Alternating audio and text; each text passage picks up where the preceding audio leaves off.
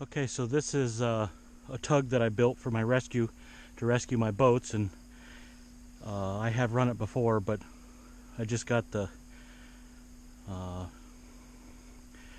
new retrieval system on the front, and I got a new radio for it.